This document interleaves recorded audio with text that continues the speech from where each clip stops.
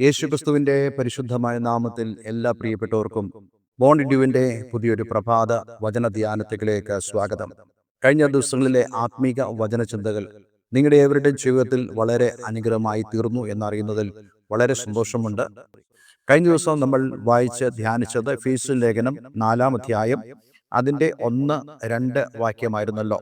ഇന്ന് നമ്മൾ ആ 2-ാം വാക്യത്തിന്റെ 2-ാം ഭാഗത്തിൽ നിന്നുമാണ് സംസാരിക്കാൻ ആഗ്രഹിക്കുന്നത്. എങ്കിലും 4-ാം അധ്യായം അതിൻ്റെ 1-2 വാക്യങ്ങൾ നമുക്കൊരു പ്രാവശ്യം കൂടെ വായിക്കാം. കർത്തൃസേവ നിമിത്തം ബദ്ധനായിരിക്കുന്ന ഞാൻ പ്രബോധിപ്പിക്കുന്നത്, നിങ്ങളെ വിളിച്ചിരിക്കുന്ന വിളിക്ക് യോഗ്യമാവണ്ണം പൂർണ്ണ വിനയത്തോടും സൗമ്യതയോടും ദീർഘക്ഷമയോടും കൂടെ നടക്കുകയും സ്നേഹത്തിൽ അന്യോന്യം പൊറുക്കുകയും. നമ്മൾ ബാക്കി ഭാഗങ്ങൾ പിന്നീട് ചിന്തിക്കുന്നതാണ്. കഴിഞ്ഞ ദിവസം നമ്മൾ ചിന്തിച്ച ആ ചിന്തയുടെ പ്രധാനപ്പെട്ട ചിന്താവിഷയം എന്തായിരുന്നെന്ന് നിങ്ങൾക്കറിയാമല്ലോ. നമ്മൾ ഈ ഭൂമിയിൽ ദൈവത്തിന് യോഗ്യമാവണ്ണം നടക്കുമ്പോൾ, അഥവാ ദൈവത്തിന്റെ വിളിക്ക് യോഗ്യമാവണ്ണം നാം ഈ ഭൂമിയിൽ ജീവിക്കുമ്പോൾ, ആ ജീവിതത്തിന്റെ സ്വഭാവങ്ങളെക്കുറിച്ചാണ് നമ്മൾ ചിന്തിക്കുന്നത്. ഇന്നും നമ്മൾ അത് തന്നെയാണ് ചിന്തിക്കുവാൻ ആഗ്രഹിക്കുന്നത്. കഴിഞ്ഞ ദിവസം നമ്മൾ പൂർണ്ണ വിനയത്തോടും സൗമ്യതയോടും എന്നുള്ള ആ പ്രധാനപ്പെട്ട സ്വഭാവത്തെയാണ് നമ്മൾ പഠിച്ചത്. നമുക്കറിയാം, നമ്മുടെയൊക്കെ ജീവിതം നമ്മുടെ സ്വഭാവത്താലാണ് അത് സവിശേഷമായി തീരുന്നത്. കേവലം ഒരു മൃഗം പോലെ ജീവിക്കുക എന്നുള്ളതല്ല ദൈവം മനുഷ്യനെ കുറിച്ച് ആഗ്രഹിക്കുന്നത്.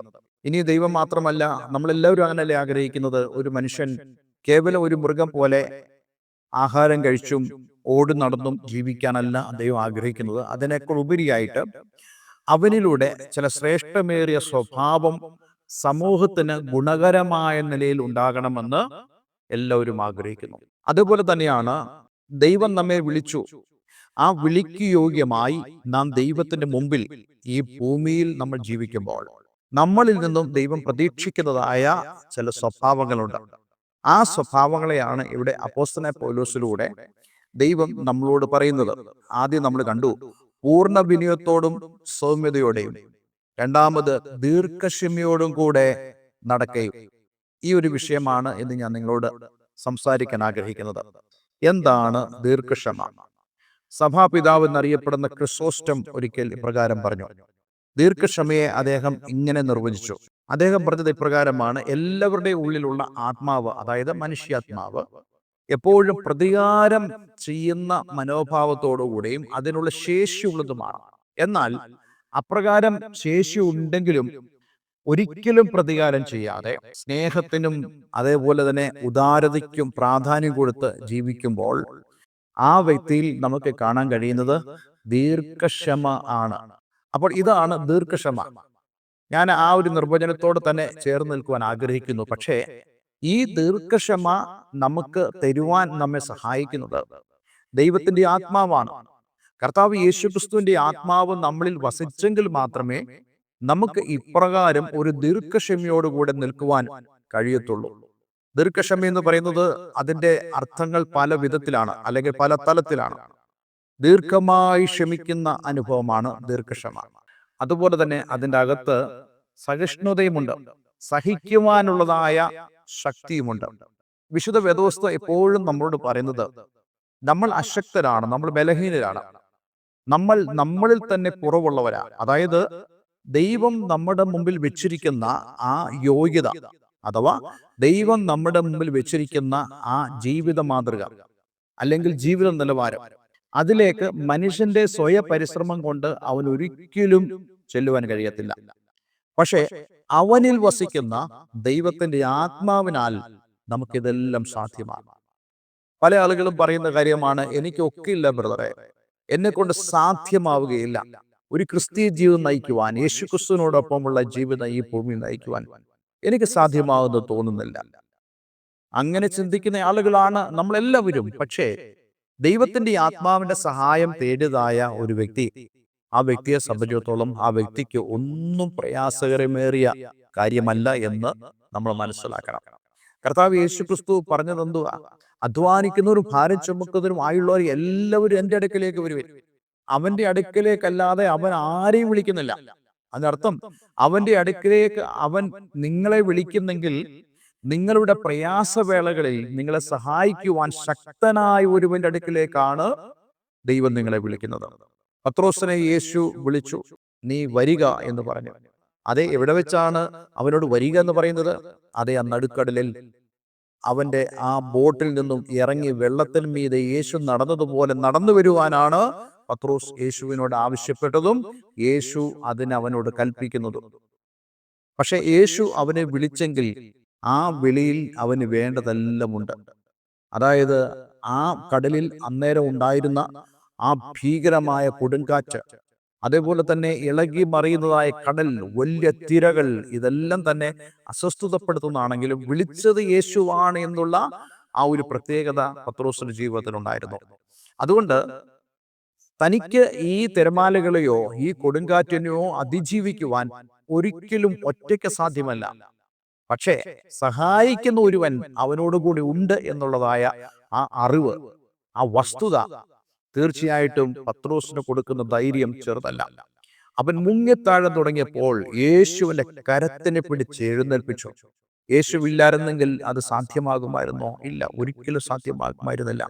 അതുകൊണ്ട് ഇന്ന് കേൾക്കുന്ന പ്രിയമുള്ളവരെ, ഈ ദീർഘക്ഷമ എന്ന് പറയുന്നത് ദൈവം നമുക്ക് തരുന്നതായ ആ വലിയ ഒരു ക്വാളിറ്റിയാണ്, ഒരു ഗുണമാണ്. എന്തുകൊണ്ടാണ് അത് ദൈവം നമുക്ക് തരുന്നത്? ഇവിടെ നമ്മൾ മറന്നു പോകരുതാത്ത വളരെ പ്രധാനപ്പെട്ട ഒരു സത്യമുണ്ട്. എഫേസ്യ ലേഖനം 1-ാം അധ്യായം അതിന്റെ 9-10 വാക്യങ്ങളിൽ നമ്മൾ ഇങ്ങനെ വായിക്കുന്നു. ഇത് വളരെ പ്രധാനപ്പെട്ട വാക്യമാണ്, നിങ്ങൾ നല്ലോണം ശ്രദ്ധിക്കണമേ. അവനിൽ താൻ മുൻ നിർണയിച്ച തന്റെ പ്രസാദത്തിന് തക്കവണ്ണം തന്റെ ഹിതത്തിന്റെ മർമ്മം അവൻ നമ്മോട് അറിയിച്ചു. അത് സ്വർഗത്തിലും ഭൂമിയിലുമുള്ളത് എല്ലാം പിന്നെയും ക്രിസ്തുവിൽ ഒന്നായി ചേർക്ക എന്നിങ്ങനെ കാലസമ്പൂർണതയിലെ വ്യവസ്ഥയ്ക്കായിക്കൊണ്ട് തന്നെ. ഞാൻ എന്തുകൊണ്ട് അത് വായിച്ചെന്നറിയാമോ? ദൈവത്തിന്റെ ആ പ്രസാദത്തിന്റെ തക്കവണ്ണമുള്ള അവന്റെ ഹിതത്തിന്റെ മർമ്മം, ഈ വാക്കുകളെല്ലാം വളരെ ഡെപ്തായിട്ടുള്ള വാക്കാണ്.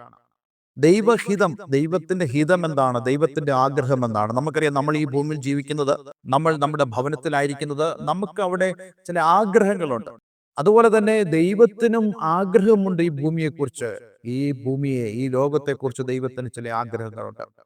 ആ ആഗ്രഹങ്ങളുടെ മർമ്മം, അതായത് വെളിപ്പെട്ട് വരാത്ത, മനുഷ്യർക്കും ഇതുവരെയും വെളിപ്പെടാത്തതായ ഒരു മർമ്മം ഇവിടെ അപ്പോസ്തലൻ പൗലോസിലൂടെ ദൈവം സംസാരിക്കുക. ആ മർമ്മത്തെക്കുറിച്ചാണ് 10-ാം വാക്യത്തിൽ നമ്മൾ കാണുന്നത്. അത് സ്വർഗത്തിലും ഭൂമിയിലുമുള്ളത് എല്ലാം പിന്നെയും ക്രിസ്തുവിൽ ഒന്നായി ചേർക്കുക എന്നിങ്ങനെ കാലസമ്പൂർണതയിലെ വ്യവസ്ഥയ്ക്കായിക്കൊണ്ട് തന്നെ. അതായത് ഒരു കാലം വരുന്നുണ്ട്, ഒരു സമയം വരുന്നുണ്ട്. ഇന്ന് നമ്മൾ നോക്കുമ്പോൾ സ്വർഗത്തിലാകട്ടെ ഭൂമിയിലാകട്ടെ ഉള്ള കാര്യങ്ങളൊന്നും തന്നെ ഒന്നായിട്ട് നിൽക്കുന്നില്ല. രണ്ടും രണ്ടോ പലതായിട്ടൊക്കെ നിൽക്കുന്നതായ ഒരു അനുഭവമാണ്. പക്ഷേ ദൈവസഭയിലൂടെ ദൈവം ആഗ്രഹിക്കുന്ന കാര്യം, ക്രിസ്തുവിൽ ഇവയെല്ലാം ഒന്നായി വരണം, എല്ലാം ഒരുമിച്ച് വരണം. അപ്പോൾ അങ്ങനെ ഒരുമിച്ച് വരുന്നതിന് തടസ്സമായി നിൽക്കുന്ന ഒരു കാര്യമാണ് ഈ ദീർഘക്ഷമയില്ലായ്മ. നമുക്കറിയാം, മനുഷ്യ സമൂഹത്തിന്റെ പ്രത്യേകത, തമ്മിൽ എപ്പോഴും പ്രശ്നങ്ങൾ ഉണ്ടാകും. ഒരാളുടെ ഇഷ്ടങ്ങളെ മറ്റൊരാൾക്ക് ഇഷ്ടമല്ല, ഒരാളുടെ താല്പര്യങ്ങളെ മറ്റൊരാൾക്കും താല്പര്യമാവുകയില്ല. അതുകൊണ്ട് തന്നെ ഒരുമിച്ച് ജീവിക്കുക എന്നുള്ളതോ ഒരുമിച്ച് ഒരു കൂട്ടായ്മയിലായിരിക്കുക എന്നുള്ളത് വളരെയധികം ബുദ്ധിമുട്ടുള്ള ഒരു കാര്യമാണ്.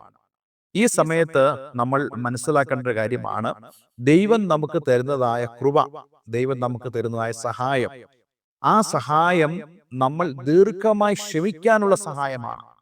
ഒരാൾ തെറ്റ് കാണിച്ചാൽ ആ തെറ്റിനെ ദീർഘമായി ക്ഷമിക്കാനുള്ളതായ ആ ദൈവകൃപ, ദൈവത്തിന്റെ ആത്മാവിനാൽ ദൈവം നമുക്ക് തന്നിരിക്കുന്നു.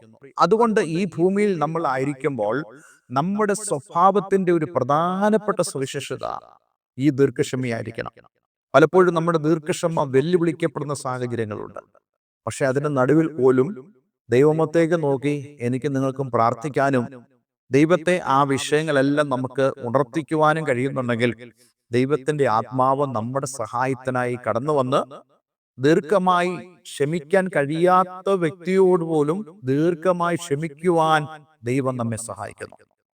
പല കാര്യങ്ങളിലും ഞാനും പലപ്പോഴും ചിന്തിക്കുന്ന ഒരു കാര്യമാണ്, ചില തെറ്റുകൾ ആവർത്തിച്ച് വരുമ്പോഴും ഞാൻ ദൈവമുഖത്തേക്ക് നോക്കുമ്പോൾ ദൈവത്തിന്റെ ആത്മാവ് എന്നോട് പറയാറുണ്ട്, ആ വിഷയത്തിൽ നീ പെട്ടെന്ന് പ്രതികരിക്കരുത്, ആ വിഷയത്തിൽ നീ പെട്ടെന്ന് ചാടിക്കേറി ഒന്നും പറയരുത്. എന്തുകൊണ്ടെന്നാൽ ദൈവം നമ്മളിൽ നിന്ന് ആഗ്രഹിക്കുന്നത് ദീർഘക്ഷമയാണ്. ഈ ഭൂമിയിലെ നമ്മുടെ ജീവിതത്തിൽ നമ്മുടെ സ്വഭാവം എന്തായിരിക്കണം എന്നുള്ള വിഷയത്തിലാണ് നമ്മൾ ഇത്രയും കാര്യങ്ങൾ ചിന്തിച്ചത്. ദൈവം അനുവദിച്ചാൽ അടുത്ത ദിവസം നമ്മൾ കൂടുതൽ കാര്യങ്ങൾ ചിന്തിക്കുന്നതാണ്. അതുകൊണ്ട് ഇന്നെ കേൾക്കുന്ന പ്രിയമുള്ളവയെ, നിങ്ങൾക്ക് ആർക്കെങ്കിലും ദീർഘക്ഷമ എന്നുള്ളതായ ആ ഒരു കാര്യത്തിൽ പലരോടും നിങ്ങൾക്ക് അത് പ്രകടിപ്പിക്കാൻ കഴിയാത്തതായ അനുഭവമാണെങ്കിൽ, ദൈവത്തിന്റെ ആത്മാവിനാലുള്ള സഹായത്താൽ നിങ്ങൾക്ക് ദീർഘമായി ക്ഷമിക്കുവാനും ദൈവത്തിന്റെ ആ പ്രവൃത്തിയെ നിങ്ങളുടെ ആ സ്വഭാവം കൊണ്ട് സഹായിക്കുവാനും നിങ്ങൾക്ക് സാധിക്കും. നമ്മൾ ദീർഘമായി ക്ഷമിക്കുന്നില്ലെങ്കിൽ ആ ദൈവഹിതത്തിന്റെ മർമ്മത്തിന് എതിരായി നമ്മൾ നിൽക്കുന്നു എന്നുള്ള ഒരവസ്ഥയിലേക്ക് കടന്നു വരും. അത് പിശാചിന് ഇഷ്ടമാണ്. എന്നാൽ അതിന് എതിരായി, അതായത് പിശാചിന്റെ ആ തന്ത്രങ്ങൾക്ക് എതിരായി കർത്താവ് യേശുക്രിസ്തുവിൽ പിതാവായി ദൈവം ആഗ്രഹിക്കുന്നതായ ആ ഹിതത്തിന്റെ മർമ്മം സകലതും, സ്വർഗത്തിലും ഭൂമിയിലുമുള്ള സകലതും ക്രിസ്തുവിൽ ഒന്നായി ചേർക്കുക എന്നുള്ള ആ ഒരു കാര്യത്തിന് നമുക്ക് മനസ്സോടെ നിൽക്കുവാൻ കഴിയുന്നുണ്ടെങ്കിൽ, ദൈവഹിതത്തിന് ഏൽപ്പിച്ചു കൊടുക്കുവാൻ കഴിയുന്നുണ്ടെങ്കിൽ, നമ്മുടെ ഈ ഭൂമിയിലെ ജീവിതം ഏറ്റവും അനുഗ്രഹമായി തീരും. എനിക്കറിയാം, ഞാൻ ഈ പറയുന്നതായ ചില വാക്കുകൾ, വാചകങ്ങൾ ഒക്കെ നിങ്ങൾക്ക് ഗ്രഹിക്കാൻ പ്രയാസമായിരിക്കാം. ഏതെങ്കിലും കാരണവശാൽ നിങ്ങൾക്ക് അപ്രകാരം ബുദ്ധിമുട്ടുണ്ടെങ്കിൽ നിങ്ങൾക്ക് എന്നോട് സംസാരിക്കാവുന്നതാണ്. ഞാൻ ആ വിഷയത്തിൽ നിങ്ങളോട് വിശദീകരണം പറയുവാനും ആഗ്രഹിക്കുന്നു. പക്ഷെ ഇന്ന് നമ്മുടെ ജീവിതം എപ്രകാരമാണ്? അതുകൊണ്ട് ഇന്ന് നമ്മെ തന്നെ ഒന്ന് സമർപ്പിക്കാം.